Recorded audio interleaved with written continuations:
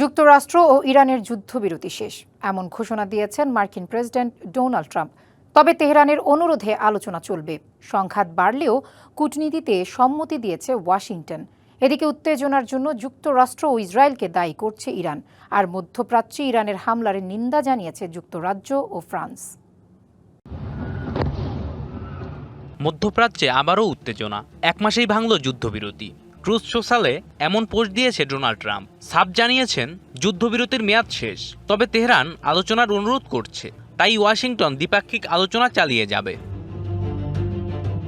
পারস্য উপসাগরে জাহাজে হামলা চালিয়েছে ইরান। কাতার ও সৌদির জাহাজে এই হামলা হয়।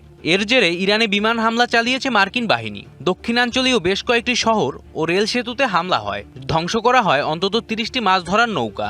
বসে নেই ইরানও। উপসাগরীয় দেশে থাকা মার্কিন ঘাঁটিতে পাল্টা হামলা চালিয়েছে তারা। যুক্তরাষ্ট্রের এই পদক্ষেপ আন্তর্জাতিক আইনের লঙ্ঘন। একে ইসলামাবাদ MOU এর লঙ্ঘন বলছে ইরান।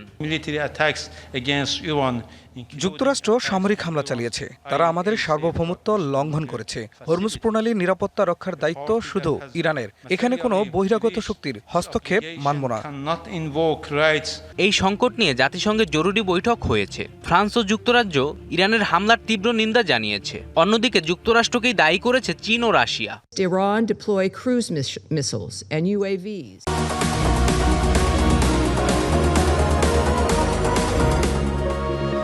ইরান আন্তর্জাতিক নিয়ম ভাঙছে। তারা বেসামরিক জাহাজে মিসাইল হামলা চালাচ্ছে। বেসামরিক স্থাপনায় হামলা হলে আমরা চুপ থাকব না। যুক্তরাষ্ট্র এর কড়া জবাব দেবে।